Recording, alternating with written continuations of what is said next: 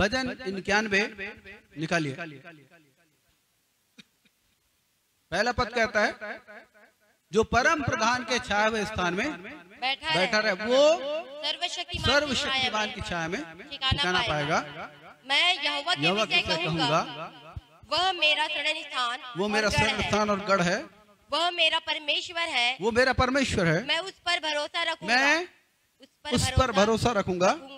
वह तुझे बहेलियों के जाल से और महामारी से बचाएगा। वह तुझे अपने पंखों की आड़ में ले लेगा, वो तुझे अपने पंखों की आड़ में ले लेगा और तू उसके परों के नीचे शरण पाएगा, तू उसके परों के नीचे शरण पाएगा। बस, प्रेज द लॉर्ड, हालेलुया। परमेश्वर के सामर्थी पंख, एक पंख जो था ना, जैसे पक्षियों के पंख होते हैं वैसे पंख यहां पर फैला हुआ था। और मैं देख रहा था स्वर्गदूतों को, आपके आसपास खड़े थे सारे स्वर्गदूत, और आपके आनंद में वो आनंदित हो रहे थे। वो स्वर्गीय प्राणी हैं, परमेश्वर का मुख सदा देखते रहते हैं, परमेश्वर की उपस्थिति में रहते हैं।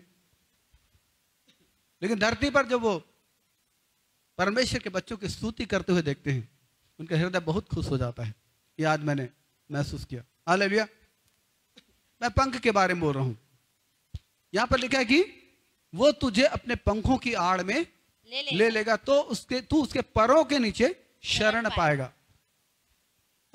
क्या परमेश्वर के स्वर्गदूतों के सामने पंख हैं?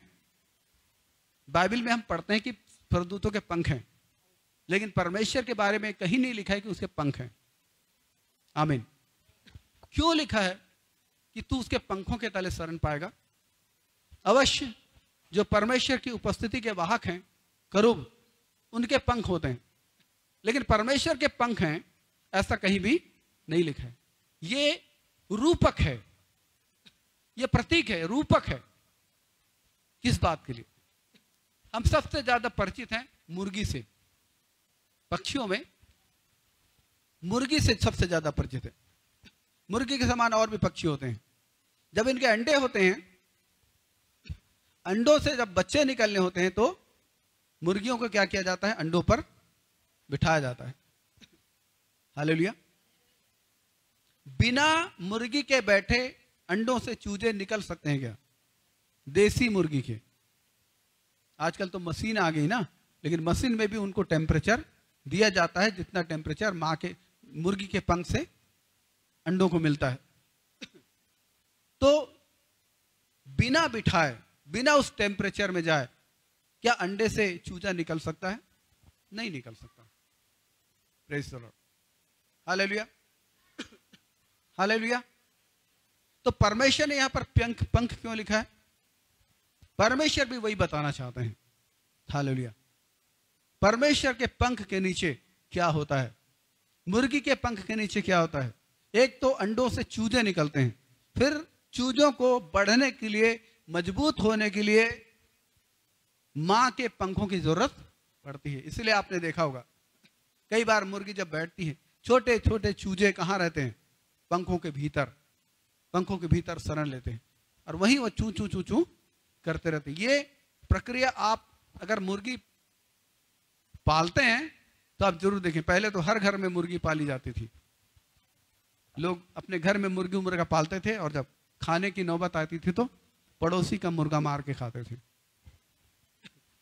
हालेलुया। तो हर समय आप देख सकते हैं कि मुर्गी के एक समय होता है, दाना चुगते हैं, लेकिन एक समय होता है जब पंखों के नीचे वो लोग विश्राम करते हैं, पंखों के नीचे वो लोग रहते हैं। तो पंख की जरूरत क्या है उनको? उनकी तंदुरुस्ती के लिए, उनके ग्रोथ के लिए पंख की जरूरत पड़ती है। और इसीलिए परमेश्वर जो है वो पंख के बारे में बोलते हैं। परमेश्वर का पंख है ऐसा बाइबल कहीं नहीं कहती, लेकिन पंख के बारे में अगर परमेश्वर बोल रहे हैं तो समझ में यही आता है। मुझको तो यही तो समझ में आया, पता नहीं आपको कुछ और समझ में आया। मुझको यही समझ में आया, पंख का मतलब वो जरूरी चीज, पंख माना उसकी उपस्थिति।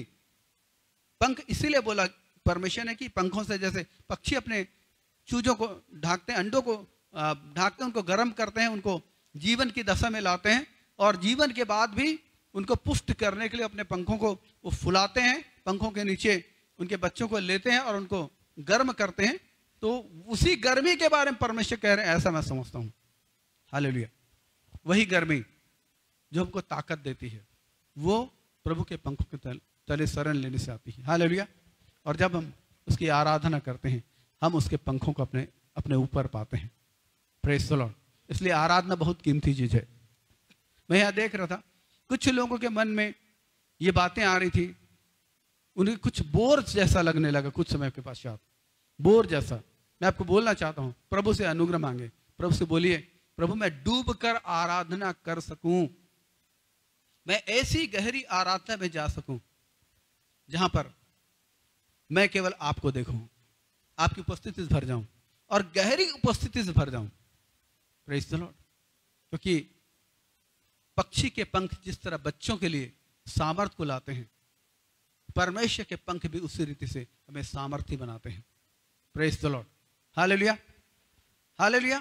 परमेश्वर की उपस्थिति हमारे मन, मस्तिष्क, हृदय, विचार, कल्पना, भावना, सब बातों को प्रभावित करती है। इवन हमारे बॉडी को भी प्रभावित करती है, हमारी स्पिरिट, सोल, बॉडी तीनों को प्रभावित करती है। और जो कुछ परमेश्वर के व्यक्तित्व में है वो चीजें हमारे भीतर उंडेली जाती हैं हमारी जरूरत के अनुसार। Praise the Lord.